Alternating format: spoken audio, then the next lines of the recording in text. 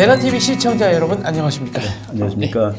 베나 강의 이춘근의 전쟁론 25번째 시간입니다. 오늘의 주제는 군비와 전쟁, Arms and War입니다. 예. 네. 근데 이제 Arms and War를 무기와 전쟁이라고 번역하지 않고 군비와 전쟁이라고 번역하신 이유가 있나요? 그렇죠. 그 무기 자체뿐만 아니라 네. 이게 이제 무기가 늘어나는 그 상황이 국제 정치에 어떻게 그 영향이 있는가라는 거를 학자들이 아주 열심히 연구합니다. 그래서 뭐 거기에 관한 책들도 수백 권 나와 있을 거예요. 그러니까 Arms and War라는 책도 있고 네. Arms and Politics, 그리고 국가들은 왜 무장하는가, 그리고 군비 경쟁은 전쟁의 원인이 되는가, 그리고 군비 경쟁이 전쟁의 원인이 되면은 그러면 군비를 줄이면 평화가 오는가, 이런 것들이 전쟁 공부하는 사람들한테는 아주 큰 주제가 됩니다. 네. 그래서 우리가 국제 정치학에서 이제 전쟁을 다루는 어떤 책을 보더라도 군비와 전쟁이라는 것이 하나의 큰 챕터로 이렇게 들어가 있는데, 이제 뭐 국가들이 전쟁하는 이유를 시스템으로도 보고 뭐로도 보고 다 그랬는데, 요거는 뭐라고 그럴까요? 하나의 이게 이슈가 되겠네, 그죠? 무기가 많은 나라들은 전쟁을 하느냐, 뭐 이런. 네. 무기 없이는 전쟁을 못하는 건 사실이니까요. 그렇죠, 그렇죠. 네. 그래서 무기 없이 전쟁을, 그러니까 학자들이 이제 질문하는 거가 군비가 전쟁의 원인이 되는가라는 게 이제 가장 큰 질문입니다. 그러니까 보면은 그래도 뭐 무기가 많은 나라들이 싸우잖아요. 네. 아무래도 뭐 이렇게 싸울 뭐 칼이고 총이고 없는 나라들이 싸움을 좀 못하는 편입니다. 그래서 아직 이제까지 하나의 뭐라고 그럴까, 이거는 거의 도덕적 신념이에요. 도덕적 신념인데, 군비가 많으면은 전쟁이 날 확률이 높아지고, 그리고 무기가 많을 때 싸우면 사람이 많이 죽고, 무기가 많은 나라들이 싸우면 사람이 많이 죽고, 그러니까 그렇게 생각하는 사람들은 그러면 무기를 줄이면은 전쟁이 그렇죠. 좀 덜 나지 않겠냐. 네. 그리고 예를 들어서 두 나라가, 한 나라는 탱크 1000대, 한 나라는 탱크 2000대에서 전쟁하는 것보다 탱크 100대, 탱크 200대 전쟁하는 것이 더 인명피해가 덜 나지 않겠느냐. 이런 것들이 뭐 우리가 상식적으로 생각할 수 있는 것이죠. 거의 도덕이고. 그래가지고 최근에 와서는 이거에 과학적으로 정말 맞는가 틀린가를 따지지 않고 어느 나라든지 군비 축소는 평화의 관건이라는 이 사고가 팽배하는 겁니다. 그래서 우리나라도 이제 군비 축소하는 부서가 있습니다. 국방부에 군비통제실, 군비통제과, 군비통제단 해가지고 그것만 전문적으로 다루는 팀이 있고, 북한하고 한국하고 이런 무기를 좀 줄이자, 그러면은 어떻게 평화가 오지 않겠느냐 하는 그런 이념 때문에 이제 어느 나라든지 그리고 이것이 아니다고 얘기하는 거 좀 쑥스러워요. 야, 무기 때문에 전쟁 나냐? 사람이 전쟁하는 것이지. 무기 없으면 전쟁 못하냐? 그럼 총 없으면 전쟁 못하냐? 옛날엔 칼로도 다 싸웠는데. 그렇죠? 그렇죠. 그러니까 그렇게 얘기하는 거가 오히려 쑥스러워요, 지금은. 하도 무기는 전쟁의 원인이라는 것이 팽배한 이론이 되고 일반론이 돼버렸으니까. 일반론이 돼버렸습니다. 네. 그 일반론이 된 것뿐만 아니라 이념. 이념은 시비 걸면 안 되잖아요. 그래서 무기가 많으면 전쟁이 나고, 무기가 많으면 사람이 더 많이 죽고, 그러니까 반대, 무기가 없으면 전쟁이 덜 나고, 그리고 어쩌다 전쟁이 나더라도 죽는 사람이 적다. 이것이 지금의 하나의 도덕적인 관념, 이념입니다. 그래서 그것을 깬다는 것이 아주 조심스럽고 어려운데, 오늘 그거 한번 깨보도록 하겠습니다. 왠지 그렇지 않을 것 같습니다. 왠지 그렇지 않죠. 네. 그러니까 우리가 공부하다 보면은 우리 상식이 잘 안 맞아요.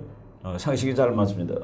그런데 이처럼 군비가 전쟁의 원인이라고 보게 된 것을 아마 거의 제일 처음에 얘기한 사람이, 우리가 옛날에, 옛날까지는 아니지만 처음에 유교 사상에서 무기를 불상직이라, 네. 아주 상서롭지 못한 물건이다라고 중국의 고대 사상에서 본다고 그랬잖아요. 장군들, 군인들의 예는 상례, 죽은 사람의 예를 따른다 해가지고 좌쪽에 좋은 걸 놓는데 산 사람들은, 네. 죽은 사람은 우쪽에도 좋은 걸 놓죠. 그래서 더 높은 군인이 우쪽에 쓰고 이런 거가 동양에도 있습니다. 근데 서양에서는 칸트의 영구 평화론이 지구 같은 사상을 팽배하게 만든 첫 번째 책입니다. 칸트의 영구 평화론은 무기가 많다는 그 사실보다도 무기를 가지고 경쟁을 해요. 그러니까 옆에 나라가 한 나라가 무기가 예를 들어 탱크가 100대입니다. 그 옆에 있는 나라가 불안한 거야. 나는 50대밖에 없는데. 그럼 자기도 이제 100대를 만드는 거예요. 그럼 그 옆에 있는 나라는 저게 100대를 만들었네. 자기 150대로 느립니다. 그럼 또 이쪽에서도 느리고. 그래가지고 무기가 계속 늘어나는 것이죠. 군비 경쟁이 그게 일어나는 군비 거죠. 경쟁입니다. 그래서 그 군비 경쟁이 국제 정치에 너무나도 흔하게 일어나는 상황이거든요. 지금 북한이 핵 만드는 것도 일종의 군비 경쟁입니다. 이거 가지고 안 돼서 핵을 만드는 것이죠.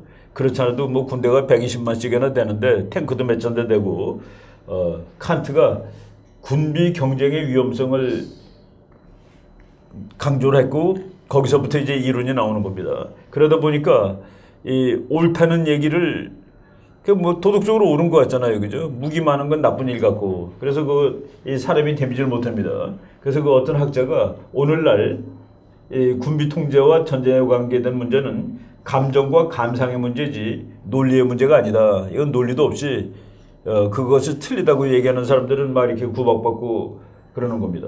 그래서 그 어느 나라든지 군비 통제과도 있고 군비 통제라는 잡지도 나오고 우리나라도 그 국방부에서 찍는 잡지 중에 아예 제목이 군비 통제라고 되어 있는 거가 있습니다. 거기에 뭐 꼭 군비 줄이는 논문만 들어가는 건 아니지만은 그래도 잡지 제목이 어쨌거나 제목이 그렇죠. 네, 많은 걸 뭐 말해주는 거니까요.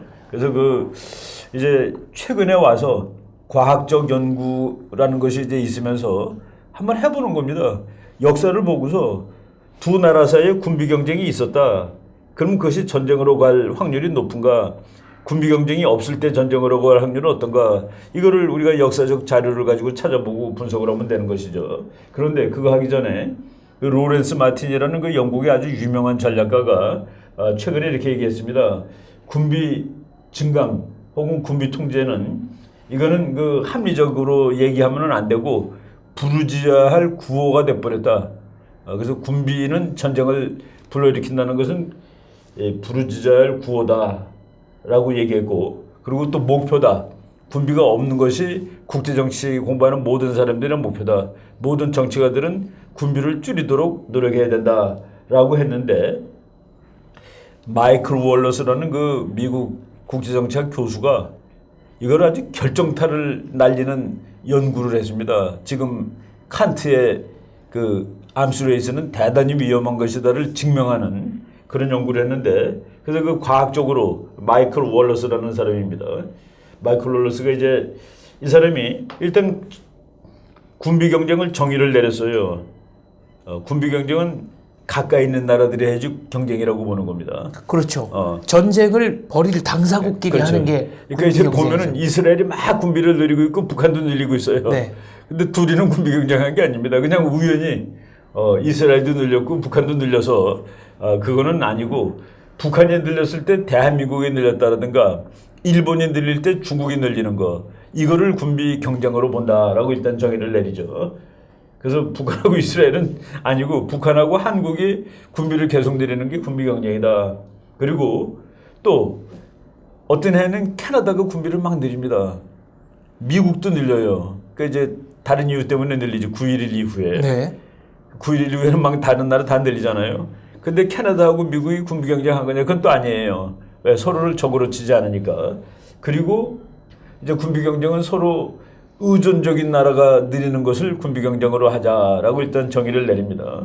근데 이런 공부를 하다 보면은 우리가 아주 재미있는 상식을 많이 얻을 수 있는데 세계 웬만한 중요한 나라들은 매년 4 내지 5%의 군사비를 늘립니다. 네. 그러니까 금년에 100억 불 썼다. 그러면 내년에 104억 불이나 105억 불 네. 그거는 아주 노멀한 거야. 그 지구 역사에서 정상입니다. 그래서 야, 저 나라가 작년에 100억을 썼는데 금년에 105억을 쓰네. 그거는 군비 경쟁이 아닙니다. 그래서 이제 마이클 월러스라는 사람은 자기가 이런 그러니까 비슷한 나라, 경쟁하는 나라, 그리고 이웃 나라, 의존하는 나라들이 군비를 늘리는데 4, 5% 늘리는 건 아닌 거로 치고 10%를 기준으로 잡았습니다. 10%. 특별한 이유가 있습니까? 그러니까 이제 특별한 이유는 없고 이제 역사에서 보고서 그 정도로 이제 우리가 그때 천명도 네.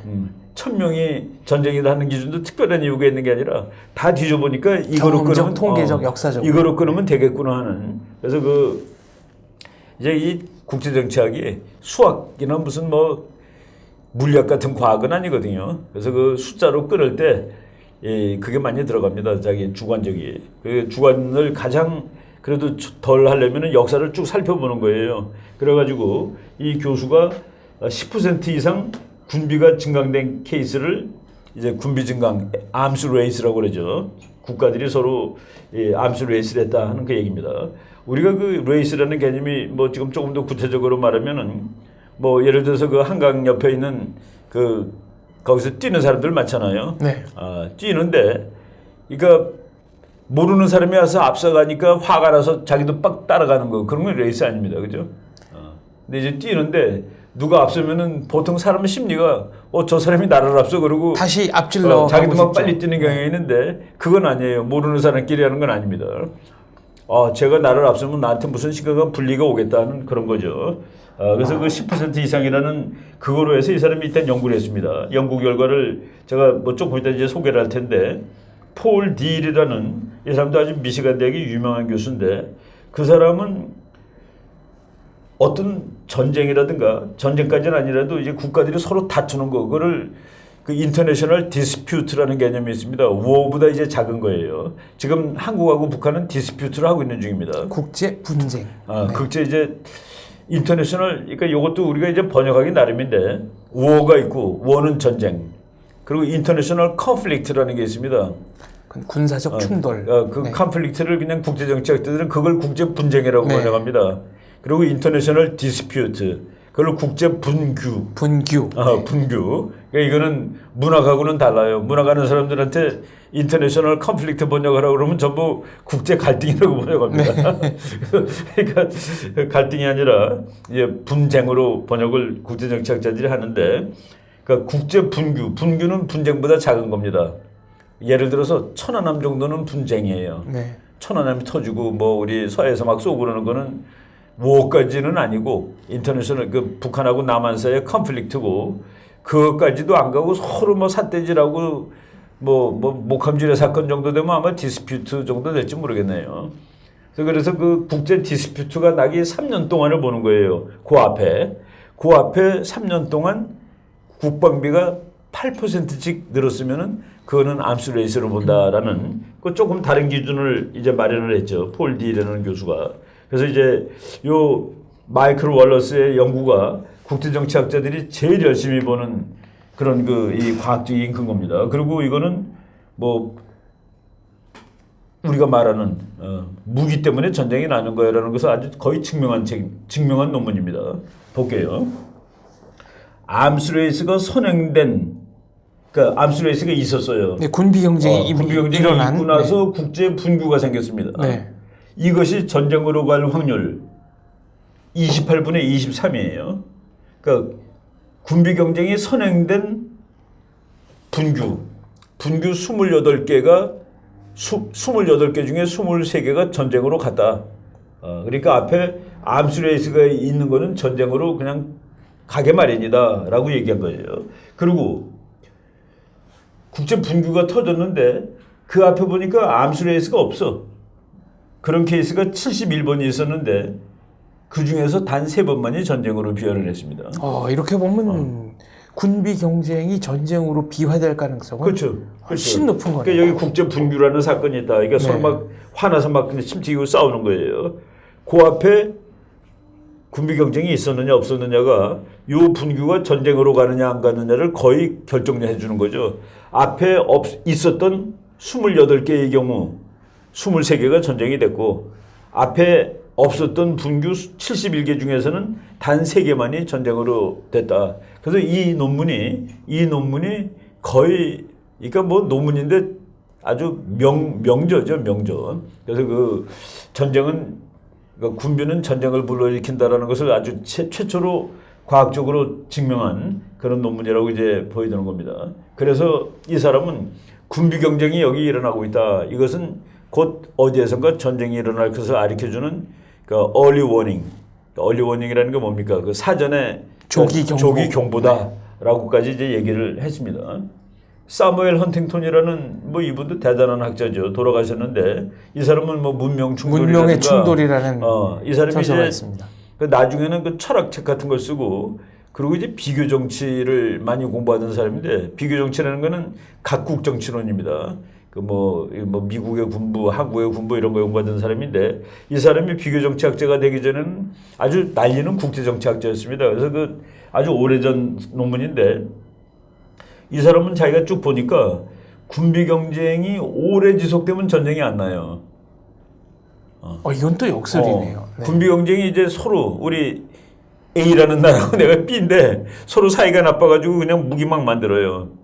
근데 무기 만들면서 전쟁은 안 했어. 근데 10년, 20년 동안 무기를 서로 막 만들어 막 화내면서. 그건 전쟁으로 안 갑니다. 서로 겁이 나서 그런 거 아닐까요? 그거는 이제 이 사람이 네. 여기서 이 그러니까 군비 경쟁이 안정적으로 이루어지는 경우도 있다는 그런 얘기입니다. 그건 이제 패턴이 돼버렸기 때문에 지금 뭐 또 저놈이 또 그 짓 하는 거네 라고 되는 거죠. 그래서 이 사무엘 헌팅턴은 군비 경쟁이 시작되고 빠른 시일 내에 전쟁이 날 확률이 더 높아요. 그러니까 예를 들어서 두 나라가 군비 경쟁을 한다. 10년 동안 했는데 전쟁 안 나면 앞으로도 안 날 확률이 더 높습니다. 근데 전쟁이 나려면은 앞에 2, 3년 그때 나는 거다라는. 그래서 장기간 지속될 경우 오히려 전쟁 발발 가능성을 낮춘다. 아주 황당한 이론을 발견한 것이죠. 군비 경쟁이 오래되면 이제 패턴화되는 거라. 그래서 그게 오히려 이 불안정을 이렇게 더 높이는 것도 아니다는 그런 얘기입니다. 그 다음에 이제 우리가 또 초기에 소개했던 루이스 리차드슨이라는 학자가 있습니다. 이 사람이 그 영국의 케이크 교도인데 그 앰뷸런스 병사 하면서 그 사람 죽는 걸 보고 놀래가지고 전쟁 연구를 평생 한 사람이에요. 네, 퀘이커, 무교회주의. 퀘이커 교도고 하여간 뭐 전쟁을 과학적으로 연구한 아주 최초의 사람이죠. 이 사람도 역시 수학자니까 이게 그 정치학자들은 어떻게 번역돼야 될지 좀 모르겠는데 군비가 막 증강되는데 콘스턴트 이퀄리브리엄 밸류 이게 이퀄리브리엄 그러니까 평형, 역동적 평형이라고 그렇죠. 번역을 해야 군비가 될까요? 막 서로 증가하는데도 네. 그게 평형 상태를 이루는 경우라면 그건 전쟁하고 관계없다. 이게 그 과학적으로 그러나 무한정 군비가 증가하는 경우에는 이거는 필연적으로 전쟁으로 간다. 그러니까 이거는 또 헌팅턴하고 약간 달라요. 헌팅턴은 장기적으로 군비 경쟁이 지속될 때 오히려 전쟁 가능성이 낮아진다 이렇게 얘기했습니다.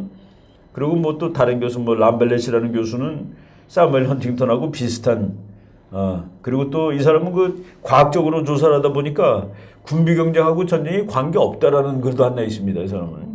그러니까 뭐 데이터를 사용하기에 따라 달라지는데 그렇지만은 그럼에도 불구하고 정통학설 군비는 전쟁과 연계가 된다. 긍정적으로.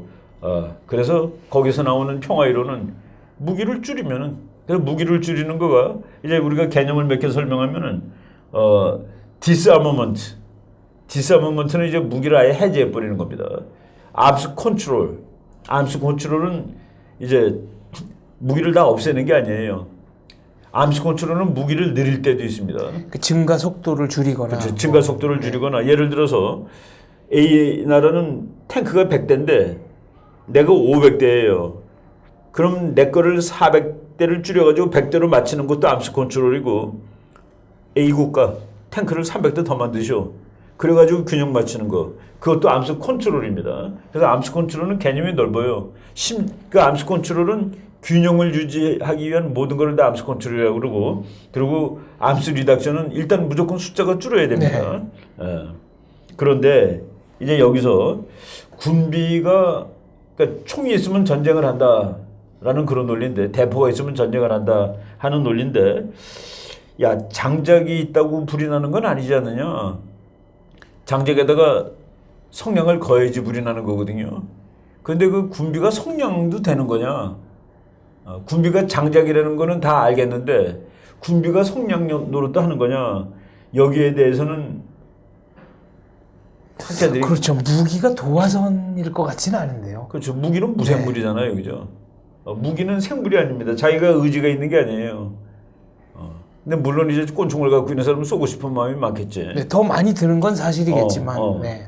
그래서 이제 이게 그 월러스라든가 사무엘 헌팅턴이라든가 이런 학자들이 과학적 연구를 통해서 아 분명히 무기의 증가는 전쟁의 발발을 가져온다라는 이것이 이제 완전 다수설인데 이것도 이제 그 학자들이 그렇지 않다라고 이제 비난을 하기 시작합니다.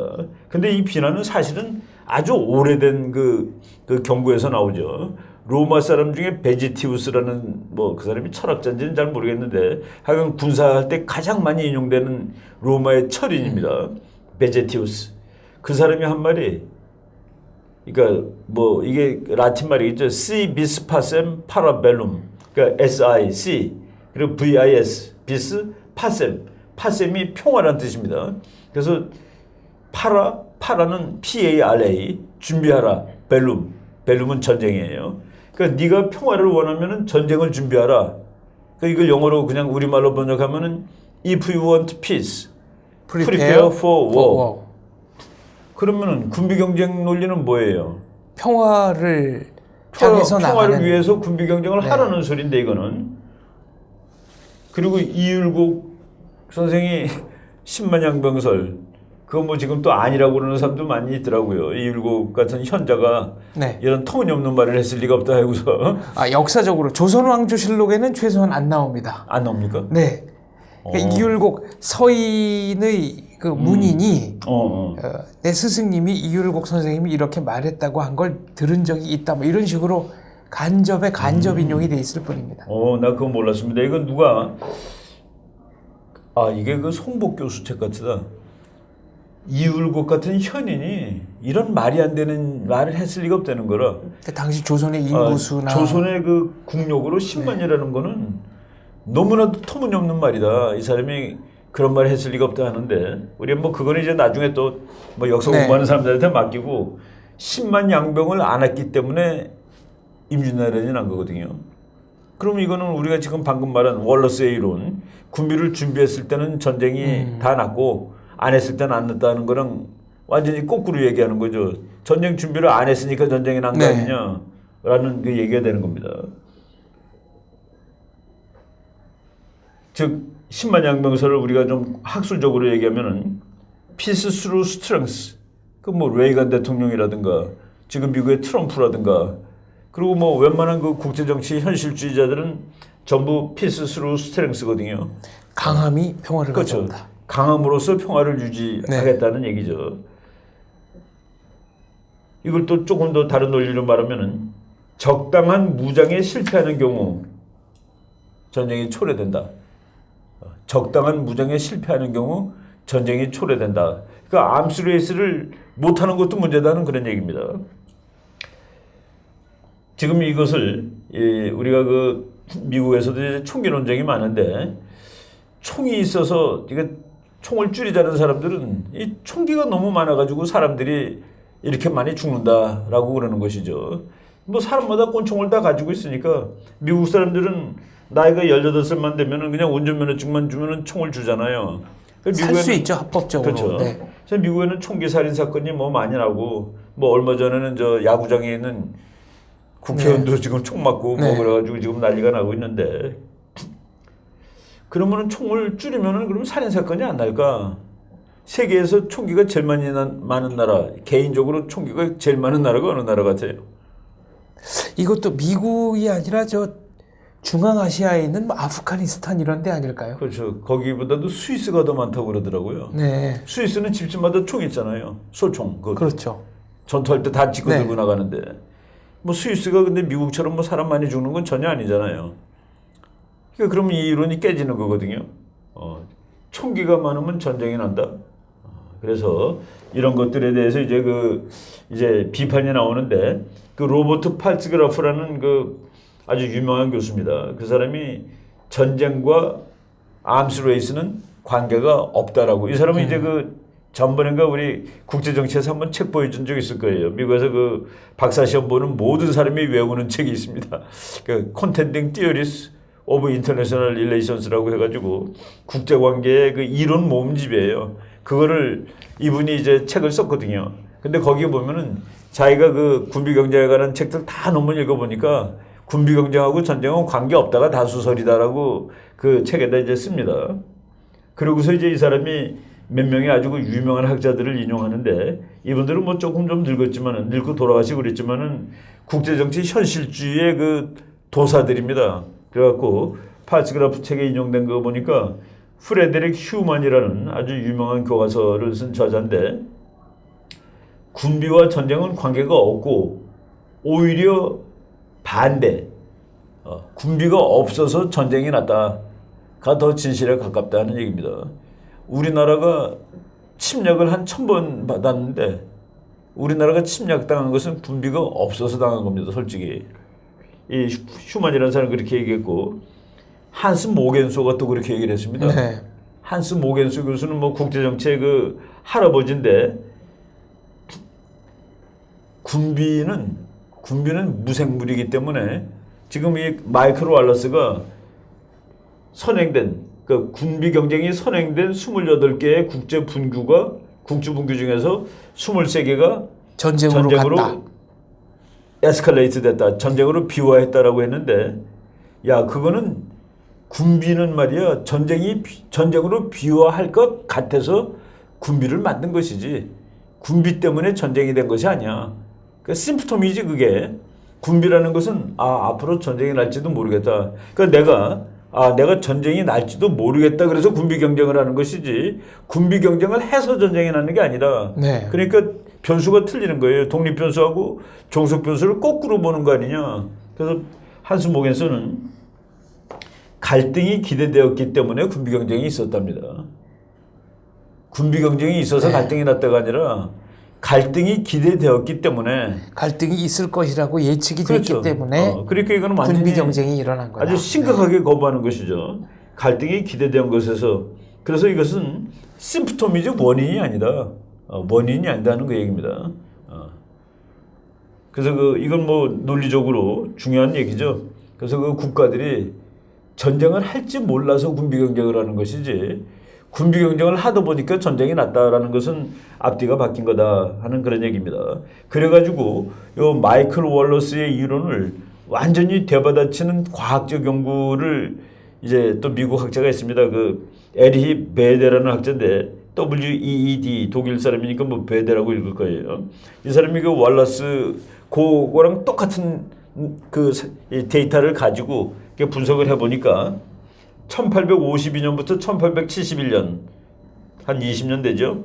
1919년에서부터 1938년 그리고 1945년 이후 이 논문 쓸 때까지 한 1970년 됩니다.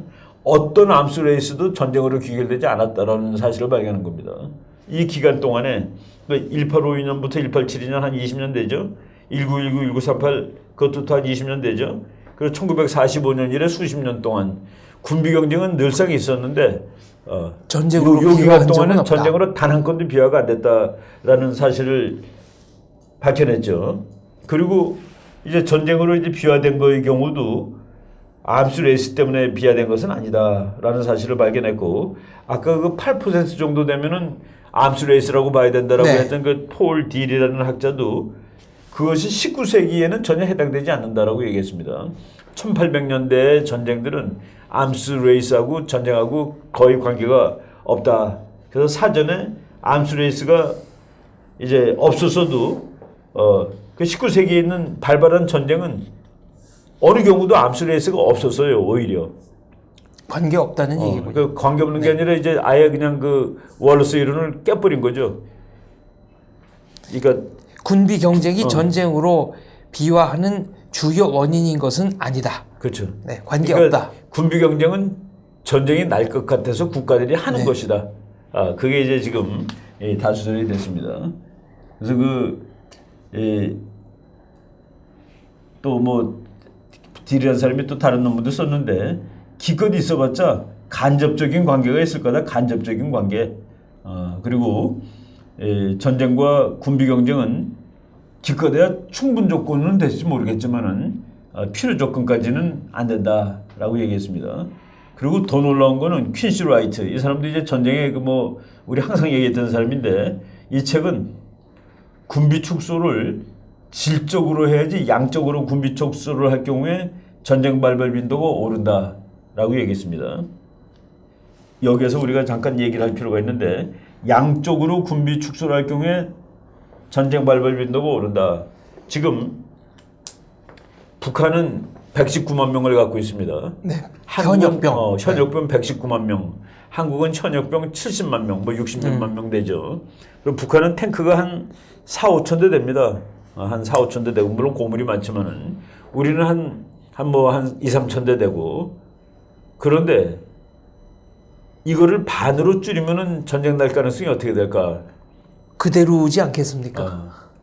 예, 그대로라고 이제 그래서 예를 들어서 북한이 탱크 그러니까 군대가 이제 120만으로 칩시다. 네. 그 60만으로 줄이고 우리는 35만으로 줄였어요. 네. 이제 지금 우리 장박사 그런 경우에는 전쟁이 일어날 확률이 뭐 그대로겠다라고 얘기했는데 그럼 또 한번 또 이제 머리 운동을 한번 네. 해봅시다. 북한이 우리보다 지금 거의 2배 아니에요? 우리 60몇만이고 북한 120만이니까. 네.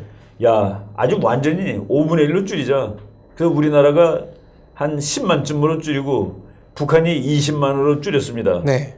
그때는 전쟁 날 가능성이 지금보다 더 늘어날 것 같습니다.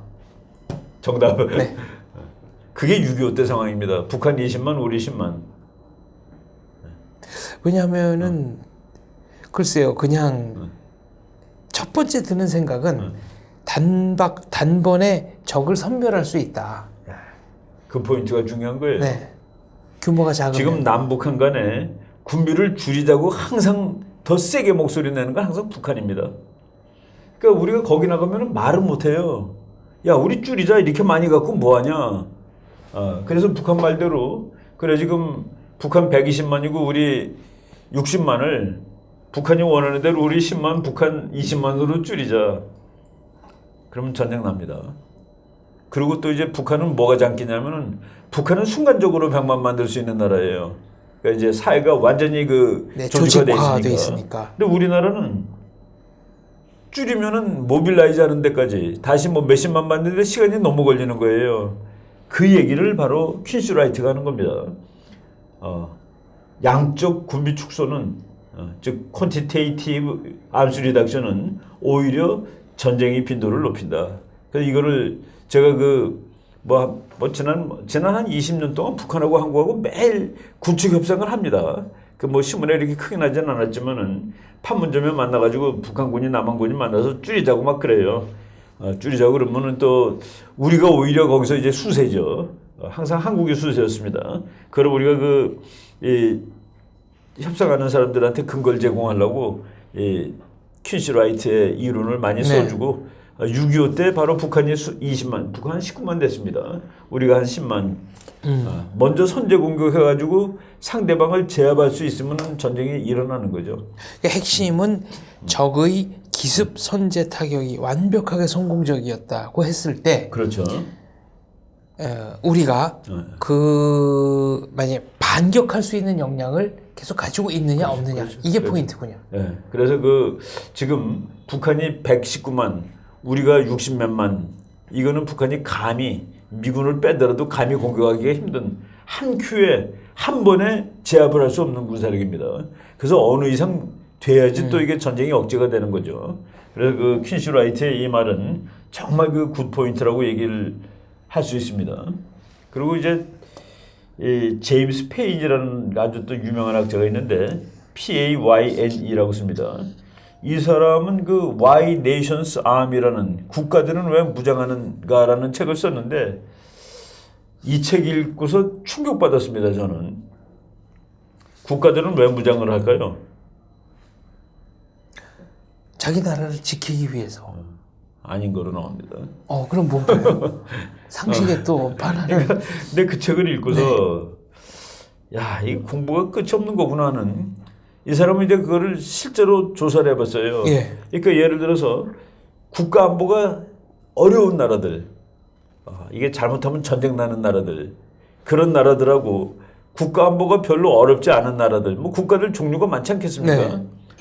그런 나라들을 쭉 봤는데 국가 안보가 어려운 나라들보다 그렇지 않은 나라들이 군비 증강률, 그게 더 높아요.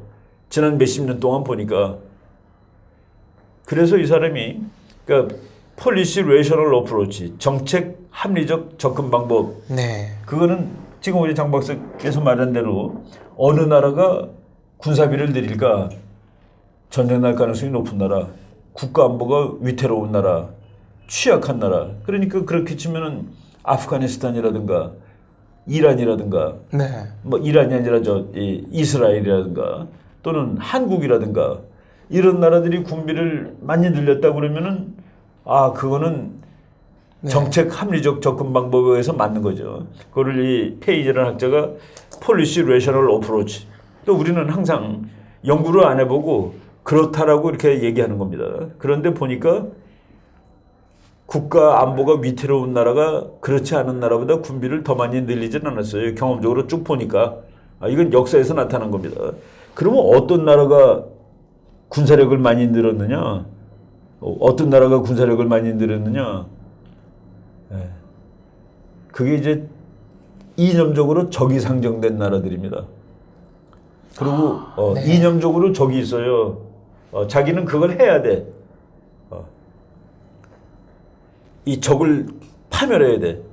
그래가지고 이 세계 모든 나라들 이 1945년부터 그 쭉 통계를 다 내보니까 군사력을 제일 많이 내린 나라가 이념이 다 코뮤니즘입니다. 공산주의. 그리고 두 번째로 군사력을 많이 내린 것들이 이슬람 국가들입니다. 그러니까 자기의 이념을 전 세계에 전파하겠다는 의지를 가진 그렇죠. 그런 나라들이 군비 증강을 하는군요. 그렇죠. 그래서 그 아주 패턴이 딱 나와요.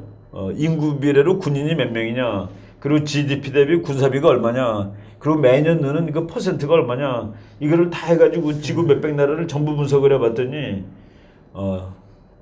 공산주의 국가가 그러니까 공산주의 아니던 때하고 공산주의가 된 다음에 보니까 공산주의가 된 다음에 경제가 나빠졌는데도 불구하고 군비가 더 늡니다. 느는 속도도 많고. 그래서 이 페인이라는 교수는 국가가 안보 때문에 군사력을 늘리는 게 아니라 어떤 그 이념적인 목적이 있는 나라, 특히 적이 상정된 나라. 그러니까 이슬람이 적이 있습니다. 이슬람은 기독교라든가 적을 상정을 하죠. 기독교 국가는 이슬람을 꼭 적이라고 상정은 안 합니다. 적은 우리가 괴멸시켜야 될 적이다라고까지는 안 하거든요. 근데 얘네들은 지하드라는 논리가 있고, 그리고 공산주의 국가들이 보통 전부 다 그 혁명 국가입니다. 즉 자본주의 국가, 제국주의, 이거를 자기네가 타도해야 된다고 믿거든요. 그래서 국가 안보가 위험한 나라라기보다도 이런 그 이념 성향을 가진 나라가 군비 증강을 하고 있다. 근데 이거는 뭐 그냥 데이터로 나오는 거니까 읽어보면 뭐 말을 할 말이 없습니다. 공산주의 국가는 대내적인 단속을 위해서 군비를 늘린다. 그렇죠. 이렇게 볼 수도 있지 않을까요? 그렇죠. 그러니까 그 억압용으로. 네. 억압용으로. 그래서 그 국제보다도 국내적인 측면, 이것이 군비를 늘리는데 더 큰 요인이라는. 그래서 그 책 제목이 Why Nations Arm. 국가들은 왜 무장하는가. 그 페인의 논리가 맞다 그러면 왈라스 이런 건 전부 다 헛거가 되는 것이죠.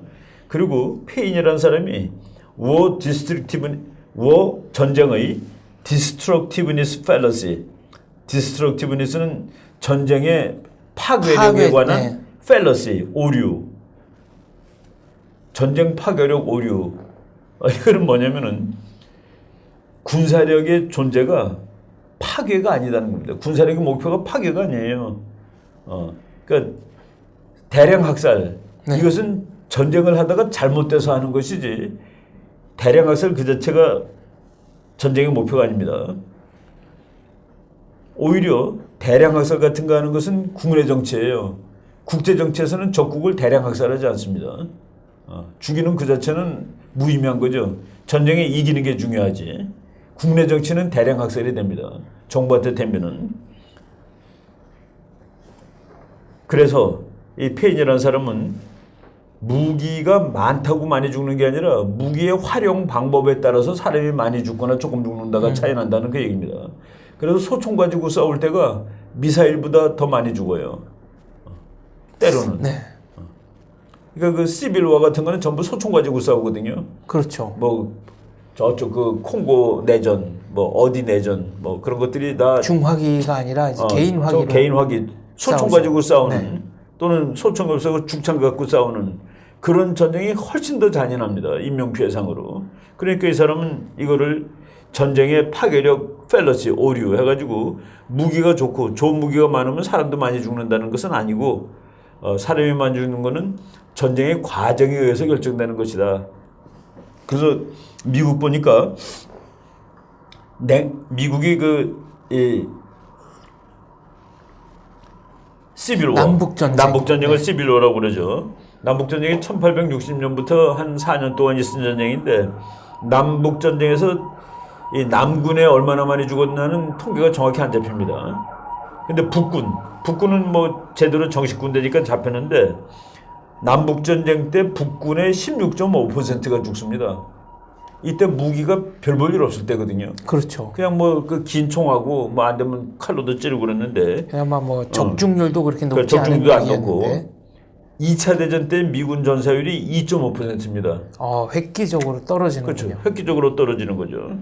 그러니까 그 남북 전쟁 때 조금 그래도 덜 죽은 북군의 전사율이 16.5%인데 2차 대전 때는 2.5, 지금은 0몇 % 단위입니다. 미군의 경우는. 그러니까 이거는 무기가 좋다고 그래서 많이 죽는 거하고는 전혀 다르다. 무기가 발달했는데 사망률은 더 그렇죠. 떨어졌습니다. 그래서 여기서 군비 경쟁을 하게 되면은 사람이 많이 죽고 군비 축소를 하게 되면 사람이 덜 죽는다라는 말이 틀리는 거는 이제 사람이 많이 죽은 전쟁, 이 전체 전쟁에서 이제 인명 피해가 아주 높은 전쟁들이 대표적으로 높은 거가 30년 전쟁입니다. 1618년부터 1648년까지 이 전쟁 때 가장 사람이 많이 죽었는데 그때는 그냥 칼 가지고 싸울 때거든요. 칼하고 활. 그래서 칼하고 활로 싸운 전쟁에서 지금 끝내주는 지금 무기로 싸우는 전쟁보다 사람이 더 많이 죽었다는 그 얘기입니다. 오히려. 그래서 우리가 지금 전쟁의 이 기준을 1000명으로 치고 100년 전도 1000명, 지금도 1000명이라고 잡는 거는 그래서 또 논리가 맞는 거예요. 그러니까 전쟁의 인명피해 기준을 뭐 17세기도 1000명, 지금도 1000명 하는 거는 바로 무기가 좋아지면은 전쟁터에서 사람이 많이 죽는 거하고 완전히 다른 거죠. 근데 이제 이 무기 때문에 전쟁의 양상이 바뀝니다. 예를 들어서 옛날에 무기가 이제 고물일 때는 이제 화력을 집중시켜야 되는데 혼자 쏘면은 맞아도 안 죽어요. 그래서 모이는 겁니다. 밀집 대응으로 창 같은 것도 밀집 대응을 해서 찌르잖아요. 그리고 소총도 밀집 대응으로 쏘야지 그 화력이 높기 때문에 그래서 남북전쟁이라든가 뭐 미국 독립전쟁할 때 영국군 전부 다 줄 딱 서가지고 일렬 발사하고 일렬로 발사하고 안고 이열 발사하고 그거가 바로 화력이 약해서. 근데 지금은 소총 뭐 총이 좋잖아요. 지금 총을 가진 병사들은 띄엄띄엄 있습니다. 한 명 있고 몇십 미터 옆에 한 명이 있고 그러니까 자기가 커버하는 면적도 넓고 그러니까 옛날처럼 밀집이 안 돼 있기 때문에 무기가 훨씬 잔인한 무기를 들고 있는데 잔인한 무기는 밀집할 필요가 없어요. 분산하죠. 그러다 보니까 인명피해는 오히려 줄어든다는. 그래서 이거를 페인이라는 사람이 무기가 좋아져도 그것이 전쟁에서 인명피해를 하는 것은 아니다. 이 War Destructiveness Fallacy라는 말로 해가지고 설명을 하고 있죠. 그래서 그렇지만은 그럼에도 불구하고 군비 축소를 하게 되면은 이제 평화가 온다고 그래가지고 군비 축소가 역사가 무지하게 깁니다. 그래서 뭐 정말 몇백 년 전, 몇천 년 전에도 군비 축소가 다 있는데 중국 같은 경우에는 BC 500년에도 군비 축소 협상이 있습니다. 그리고 이제 아주 유명한 군비 축소 협상 중에는 뭐 장궁이라고 그래서 이렇게 활인데 큰 활. 네. 그거 맞으면은 뭐 사람이 막 뚫리고 그러죠. 그거 너무나 잔인하다고 그래갖고 서로 쓰지 못하게. 그래서 옛날에 16세기, 17세기에 석궁 금지. 석궁 금지 뭐 이런 조약이 있었습니다. 또는 아테네가 담을 더 이상 쌓지 말자. 네. 담 싸게 되면은 오히려 그것 때문에 무기를 더 만들어요. 뭐 사닥다리도 만들고. 그러니까 그런 거 만들지 말자. 공성 장비 만들지 말자. 뭐 그런 것들이 쭉 있었는데 이 군비 경쟁도 군비 축소도 보통 성공을 못 합니다. 근데 군비 축소가 성공할 때가 있는데 군비 축소가 성공하는 거는 언제 성공하냐면은 우리들이 싸울 이유가 없어지면 군비 축소하는 거예요. 그렇죠. 그렇죠. 네. 그 미국하고 소련이 망한 다음에 군비가 다 축소됐습니다. 그 전에 군축회담 같은 거 할 때는 그건 다 할 거예요. 네. 군축회담은 말만 무성했지 말만 성과는 무성했지 성과 없었는데 없습니다. 소련이 무너지고는 그렇죠. 뭐 무슨 헤이그 만국 평화회의 이런 네. 것들 다 그냥 말만 무성했지. 헤이그 만국 평화회의는 사실은 그 러시아가 돈이 없어가지고 러시아가 이제 짜르가 해가지고 세계를 무기를 다 줄여야 된다는데 다 줄이자고 그랬는데 그 러시아가 좀 그런 나라가 아닌데도 불구하고 만국평화회의를 조직해가지고 군비를 줄이자는 얘기는 자기가 경제가 너무 나빠서 뱁새가 황새 따라갈 수가 없어서 그때 영국 같은 나라는 웃기지 말라고 이제 코웃음 치는 것이죠. 그리고 최근에 이제 또 군비가 성공한 아주 유명한 사례가 미국의 오데호 거기가 비무장됩니다. 캐나다하고 미국하고 국경선이 있는데 네. 거기가 옛날에는 군함이 무지하게 많았어요. 영국 군함하고 미국 군함이 오데오에서 완전히 서로 이제 노려보고 있었는데 그걸 다 없앴습니다. 근데 그걸 다 없애는 거가 그 이제 기록을 보면은 그 두 나라가 영국하고 미국이 전쟁할 가능성이 없어서 없앴다라는 것도 이제 중요한 이유인데 더 중요한 이유는 오데오는 그 속에 있잖아요. 대륙 속에. 네. 그래서 오데오까지는 강을 거슬러 올라가야 되는데 군함들이 좋아지고 커져서 강을 거슬러 올라갈 수 없었다. 그래서 거기서는 군비 통제가 이루어질 수 있었다라고 보는 겁니다. 그게 몇백 년 전에 그거 한 200년 정도 네, 전 얘기죠. 일어났던. 그리고 이제 캐나다하고 미국은 아예 싸울 가능성이 없는 나라니까 네. 거기 군비가 없는 거고. 그래서 그 군비 통제가 이제 군비 통제가 성공을 했기 때문에 평화가 오는 거가 아니라 평화가 왔기 때문에 군비 통제가 이루어진 것이다. 그래서 지금 소련이 망한 다음에 핵폭탄이 몇만 발이 줄어들었거든요. 그러니까 핵폭탄이 줄어서 평화가 온 게 아니라 소련이 망해가지고 미국하고 싸움을 할 수 없게 되니까 서로 줄인 겁니다. 관리 능력, 보유 능력이 사라지니까. 그리고 서로 줄였어도 또 무슨 문제냐면 지금 있는 거 갖고선도 서로 상대방을 다 죽이고도 또 남습니다. 옛날에는 몇백 번 죽이고도 남을 걸 가지고 있었던 것이죠. 그리고 또 이제 유명한 군비 축소 사례지만 그럼에도 불구하고 또 아니다 하는 것이 워싱턴 군축협정이라는 게 있습니다. 워싱턴 군축협정이라는 게 1922년에 이제 맺은 건데 미국하고 영국, 그러니까 군함을 줄인 거예요. 군함을 톤수를. 그러니까 미국하고 영국은 5, 그리고 이제 뭐 이 프랑스하고 이태리, 일본은 네. 3.5, 그리고 뭐 또 작은 나라는 그렇게 비율상으로 줄였는데 그때 이제 뭐 몇십만 톤이 줄긴 줄었어요. 그런데 그때 줄은 거는 전부 그 캐피털십이라고 그래가지고 전함은 줄였는데 나라들이 전함은 줄였지만은 항공모함 만들고 다른 거 만들고 그래서 다른 거 무게는 더 늘었습니다. 그러니까 하지 말라는 거 그것만 줄이고 근데 그거는 어차피 시대가 바뀌었기 때문에 못 쓰는 그런 무기라서 줄인 거다라는 그런 얘기입니다. 그래서 이제 여기서 우리가 지금 결론적으로 말씀을 드린다면은 인간이 싸우려는 마음이 있어서 군비를 들이는 것이지 군비가 있어서 싸우려는 마음이 생기는 건 아니다. 쪽이 더 진리에 가깝다는 얘기입니다. 그래서 군비라는 것은 여기 군비가 막 늘고 있다고 그러는 것은 이 동네가 전쟁 날 가능성이 있구나 하는 징후예요.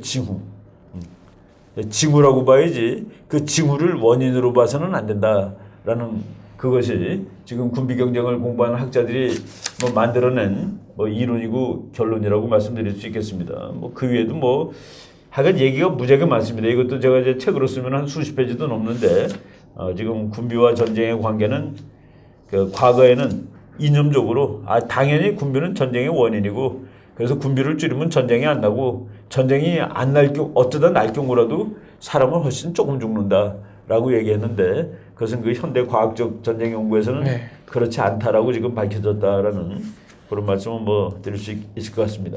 그렇다면 북한의 핵 개발은 이 군비와 전쟁이라는 측면에서 어떻게 봐야 되겠습니까? 그러니까 이제 지금 북한이 지금 뭐 핵인데 우리가 그 핵전쟁 이론만 따로 공부할 거예요. 네. 그 전쟁론에 이제 핵 따로 있는데 지금 북한이 그 핵을 만드는 이유가 여러 가지 있는데 저는 북한이 돈이 없어서 핵을 만든다는 이유도 있을 정도입니다. 심지어는 핵무기가 너무 싸요. 핵무기가 얼마나 싸냐? 핵무기 한 발을 만드는데 이제 지금은 얼마인지 모르겠어요. 제가 그 연구한 그 시기가 1996년에 그 북한에게 대한 책을 썼는데 네. 그러니까 벌써 한 20년 가까이 됐죠.